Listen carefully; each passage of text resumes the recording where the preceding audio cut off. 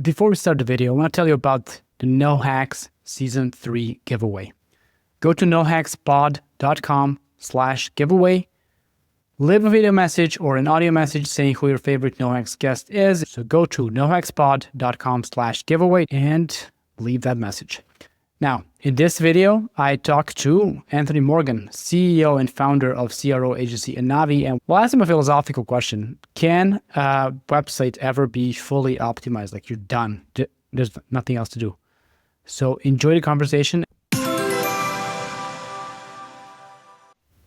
Anthony, I have a question for you. Can an e-commerce site ever be fully optimized? I think at the core of it, we have to come to an agreement and understanding that e-commerce is a moving target.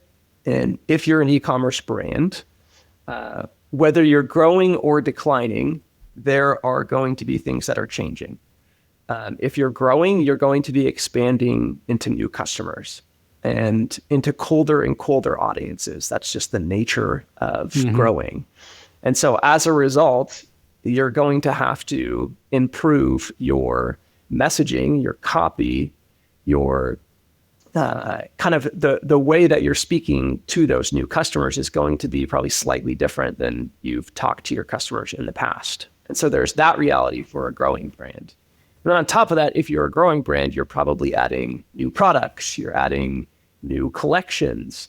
So your catalog's expanding. You're having to think about navigation now. We've got, instead of, originally we started off with one collection, now we've got 5 collections. How the heck do we handle this in a way that helps users discover products? And so that's going to shift and change. And then the reality is the market's shifting and changing. Your competitors are shifting and changing. Even your core customers, their buying behaviors are shifting and changing.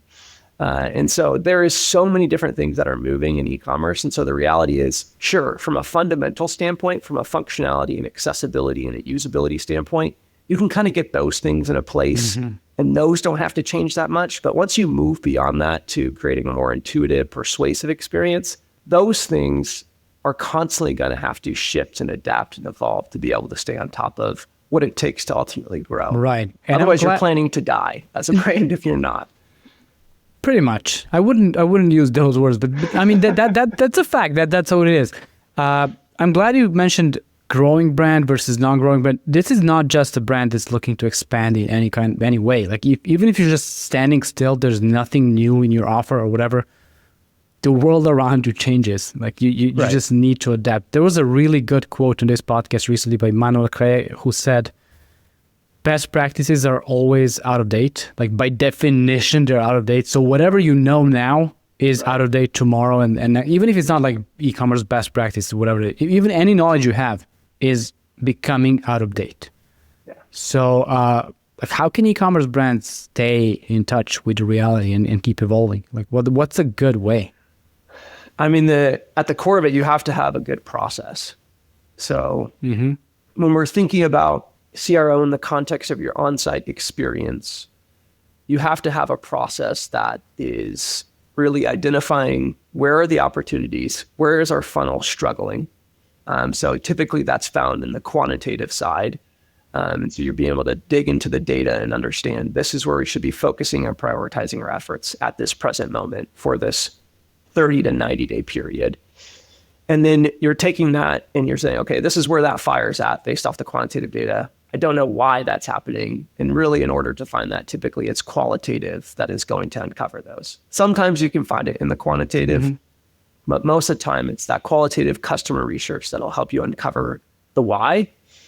And then you validate it through testing. Like if you have a process like that, it's really 3 simple steps.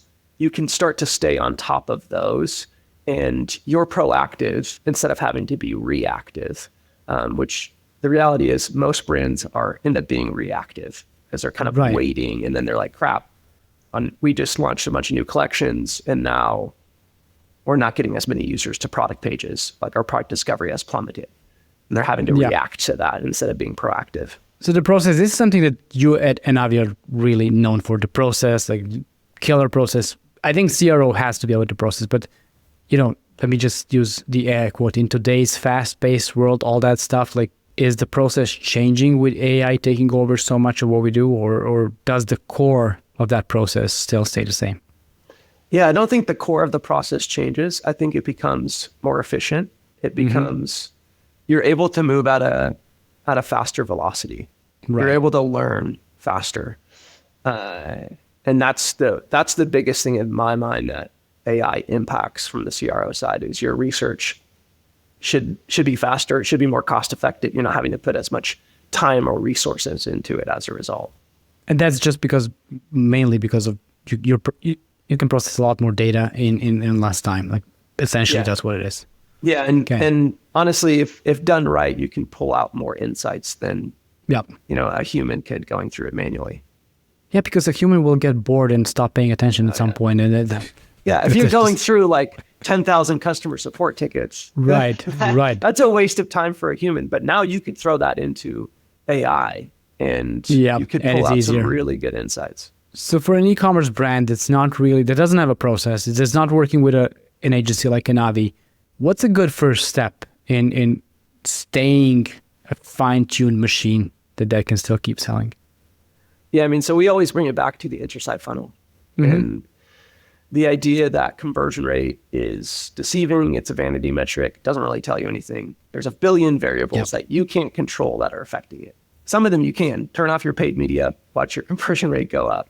Sure. So it's kind of a useless way to measure on-site performance. And so what we do is we break it down by the insight funnel. So the 4 key steps that lead to a conversion, landing to product view, to add to cart to checkout to purchase. And from within there, you can then segment down. So really depends on how large you are, how much segmentation is worth it for you. Like if you're an 8 or a 9-figure brand, you can get a little bit more surgical and go layers deeper. But bare minimum, look at like device category, so like mobile versus desktop, channel, landing page. Those ones are typically kind of the fundamental parts of the insight funnel that you can gather a lot of context and understand, oh, hey, paid search is really struggling when we're driving to this particular category. Why is that? And this is where, first you need to research, you need to write down what the problem is, and only then work on the solutions. I know a lot of brands are in love with solutions, which Shopify apps like Promise will do this for you, and you don't even know if you need that done. And that specific ecosystem is kind of all about selling the solutions to people with Shopify brands. But starting with the research, I think, and should brands talk to their customers proactively, or should they just follow the support tickets or whatnot? I think there has to be conversation that's happening with your customers, whether that is customer interviews or it's simply post-purchase surveys. There's a variety of different ways that you can kind of extract voice of customer data, but it has to happen. That has to be a consistent part of your research process, because you can't just have that quantitative aspect, because you're just going to find where the problems are. You're typically not going to uncover why it's happening and then be able to ideate good solutions. It's all about the process. You have to be able to, you have to marry them together. But yeah, it's so true about kind of the e-commerce, especially in the Shopify space. It gets really solution-minded and tactical. And the reality is any solution that works is a prescription to a problem. And we kind of forget that at times, because there's like, oh, you can get a 322% conversion rate lift by installing this widget on your product page. And that widget may provide a lift, but the reality is it was solving some type of problem. And if we knew that problem that it was solving, that would be so much more valuable than even the lift that it's providing, honestly. Because you would have more iterations on that idea. You'd be able to take that beyond just the on-site experience. And it's going to impact your marketing channels. It could impact business decisions, but we get stuck on the solution. It just kind of limits the learnings that we could have. And that's the big thing. You need to focus on the learnings, and also #trust the process. Always trust the process. That's the most important thing. Anthony, thank you so much for being a guest. Yeah, thank you.